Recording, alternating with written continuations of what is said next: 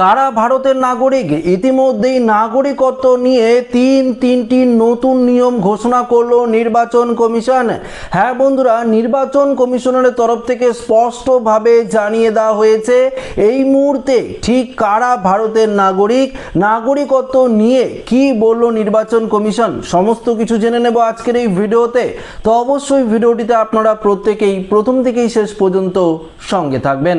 দেখুন বন্ধুরা, প্রথমত একটি বিষয় আপনাদের ক্লিয়ার করে নেই, যাদের নাম ভোটার লিস্ট থেকে ডিলিট হয়েছে আপনাদের প্রত্যেকেরই এই যে আপডেটটি সেটি কিন্তু প্রত্যেকেরই কাজে লাগবে। এখানে আপনারা জানতে পারবেন যে নাগরিকত্ব ঠিক আইনটা কি, কারা ভারতের প্রকৃত নাগরিক, এই নিয়ে কমিশনারের তরফ থেকেই বা কি জানানো হয়েছে এই আপডেটে আপনারা জানতে পারবেন। তো একটু মনোযোগ সহকারে যদি ভিডিওটি আপনারা দেখেন তাহলে আপনাদেরই কিন্তু উপকারে আসবে। তো দেখুন এই মুহূর্তে কি আপডেট উঠে এসেছে সেটাই আপনাদের সামনে একদম বিস্তারিতভাবে জানিয়ে দেব। দেখুন, এসআইআর প্রক্রিয়ায় ভোটার তালিকা থেকে নাম বাদ পড়লে কি ভারতের নাগরিকত্ব আপনাকে হারাতে হবে? দেখুন, বেশ কিছুদিন ধরেই প্রশ্ন উঠেছে। এবার একটি মামলার পরিপ্রেক্ষিতে মৌখিকভাবে সুপ্রিম কোর্ট জানিয়ে দিয়েছে এসআইআর প্রক্রিয়ায় ভোটার তালিকা থেকে নাম পড়া বাদ মানেই নাগরিকত্ব আপনি হারাবেন না।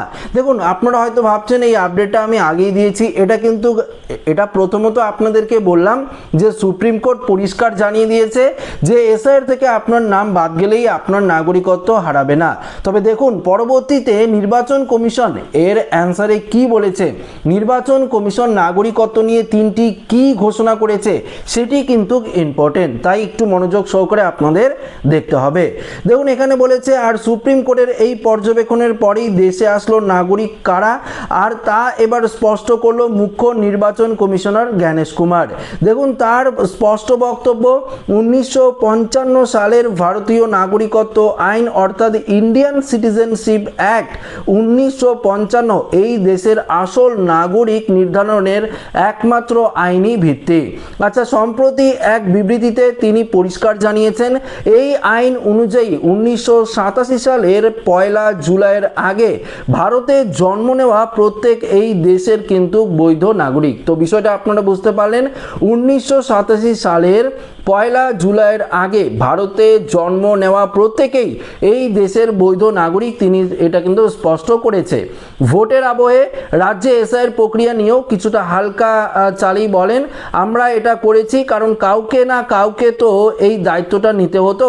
আর সে কথা প্রসঙ্গেই বলেন, থোড়া দিল চাহিয়া অর্থাৎ জিগার চাহিয়া। দেখুন, তবে এক্ষেত্রে যে সাধারণ মানুষের পূর্ণ সমর্থন ছিল আর সে কারণেই এই প্রক্রিয়া সম্পূর্ণ হয়েছে সেটাও তিনি উল্লেখ করেন। দেখুন, তিনি তিনটি গুরুত্বপূর্ণ ঘোষণা করেছে, তিনটি গুরুত্বপূর্ণ এখানে নিয়ম বলেছে, সেটি আপনাদেরকে জানিয়ে দিই। প্রথমত বলেছে 1 জুলাই 1987 সালের আগে জন্ম, অর্থাৎ এই নির্দিষ্ট তারিখের আগে ভারতের মাটিতে যারা জন্ম করেছেন তারা প্রত্যেকেই জন্মসূত্র বা বংশসূত্রে সরাসরি ভারতের নাগরিক হিসাবে আপনারা গণ্য হবেন। তো বিষয়টা আপনাদের সামনে ক্লিয়ার করতে পারলাম। 1 জুলাই 1987 সালের আগে আপনার পরিবারের যদি কেউ এখানে জন্মগ্রহণ করে থাকেন ভারতে, তাহলে আপনারা প্রত্যেকেই ভারতের নাগরিক, অর্থাৎ ভারতের যে কোনো রাজ্যে আপনারা জন্মগ্রহণ করলেই হবে। দ্বিতীয়ত কি বলেছে, 1 জুলাই 1987 থেকে 2 ডিসেম্বর 2004 মধ্যে জন্ম, অর্থাৎ এই সময়কালের মধ্যে ভারতে জন্ম হলে সংশ্লিষ্ট ব্যক্তিকে নিজের জন্ম শংসাপত্রের পাশাপাশি তার পিতা অথবা মাতার মধ্যে যে কোনো একজনের ভারতীয় নাগরিকত্বের বৈধ প্রমাণ কিন্তু দাখিল করতে হবে। তো এখানেও বিষয়টা আপনারা বুঝতে পারলেন, এসআইআর এর ক্ষেত্রে এই নিয়মগুলো কিন্তু প্রযোজ্য ছিল। তো এই নিয়মগুলো যারা মেনেছে তাদের লিস্টে নাম অটোমেটিক উঠে গেছে, এই নিয়মগুলো যারা মানেনি তাদেরই কিন্তু ভোটার লিস্ট থেকে নাম ডিলিটেড হয়েছে। তাই নির্বাচন কমিশন একদম স্পষ্টভাবে আবারও এই বিষয়টা কিন্তু তুলে ধরেছে। কি বলেছে, 1 জুলাই 1987 থেকে 2 ডিসেম্বর 2004 মধ্যে যদি আপনাদের জন্ম হয় এই সময়সীমার মধ্যে, তাহলে নিজের জন্ম শংসাপত্রের পাশাপাশি আপনার পিতা মাতা যে কোনো একজনের ভারতীয় নাগরিকত্বের বৈধ প্রমাণ নথি আপনাদের দাখিল করতে হবে। পরবর্তী বলেছে 2 ডিসেম্বর 2004-এর পরে জন্ম যদি হয়, এই তারিখ বা তার পরবর্তী সময়ে ভারতের জন্মগ্রহণকারীদের ক্ষেত্রে নিয়ম আরও কঠোর করে দেওয়া হয়েছে। নাগরিকত্ব প্রমাণের জন্য আবেদনকারী নিজের নথির পাশাপাশি পিতা ও মাতা উভয়ই ভারতের নাগরিক হতে হবে এবং তার উপযুক্ত প্রমাণপত্র কিন্তু দাখিল করতে হবে, তাহলেই আপনারা ভারতের নাগরিকত্বের প্রমাণ দিতে পারবেন। আবারও বলছি, শেষ পয়েন্টটা একটু মনোযোগ সহকারে শুনবেন। 2 ডিসেম্বর 2004-এর পরে যদি আপনাদের জন্ম হয়, এই কারণে বহু ভোটারের নাম কিন্তু বাতিল হয়েছে শুধুমাত্র এই 3 নাম্বার কারণের ফলে। দেখুন কি বলেছে, 2 ডিসেম্বর 2004-এর পরে যদি আপনার জন্ম হয়, দেখুন এই তারিখ বা তার পরবর্তী সময়ে ভারতের জন্মগ্রহণকারীদের জন্য নিয়ম আরও কঠোর করা হয়েছে।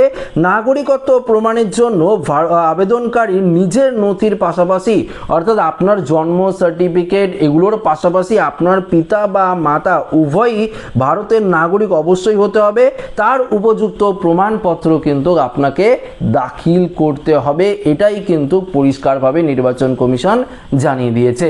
সুপ্রিম কোর্ট বলেছে যে ভোটার লিস্ট থেকে নাম ডিলিট হলেই আপনারা ভারতীয় নাগরিকত্ব হারাবেন না। নির্বাচন কমিশন কোনো রকম নাগরিকত্বের যে অধিকার সেই নিয়ে দায়িত্ব কোনো রকম কিছু তিনি ঘোষণা করতে পারে না। নাগরিকত্বের ব্যাপারটা সম্পূর্ণ কেন্দ্রীয় সরকারের হাতে। তাই দেখুন নির্বাচন কমিশন সুপ্রিম কোর্টের এই পরিপ্রেক্ষিতেই নির্বাচন কমিশন এই 3টি গুরুত্বপূর্ণ কিন্তু নিয়ম বলেছে। এই 3টি নিয়ম অনুযায়ী আমাদের পশ্চিমবঙ্গে কিন্তু এসআইআর প্রক্রিয়া হয়েছে, বিভিন্ন জায়গায় এসআইআর প্রক্রিয়া চলছে, এটা তো আপনারা প্রত্যেকেই জানেন। যারা এই নিয়মগুলো মেনেছেন তাদের অটোমেটিক ভোটার লিস্টে নামও উঠে গেছে। আপনারা 2026-এর নির্বাচনও আপনারা দিতে পেরেছেন, কিন্তু সেই সমস্ত ভোটাররাই সমস্যায় রয়েছে যারা এই সমস্ত ক্যাটাগরির মধ্যে পড়েনি, যারা এই নিয়মগুলো মানতে পারেনি, তারা অবশ্যই আবার ডিলিট হয়ে গেছে, তারা আবার ট্রাইব্যুনালে আবেদন করেছে। তবে দেখুন তাদের উদ্দেশ্যে আমি বলতে চাই যে আপনারা উপযুক্ত নথিপত্র কিন্তু জোগাড় করুন।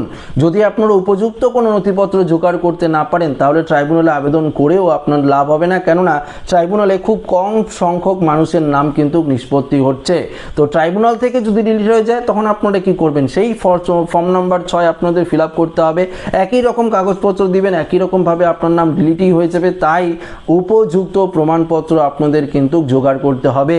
যে নিয়মগুলো বললাম এগুলো মেনে যদি আপনারা উপযুক্ত কাগজপত্র জোগাড় করতে পারেন সেক্ষেত্রে অবশ্যই ভোটার লিস্টে আপনারা পুনরায় নাম তুলতে পারবেন।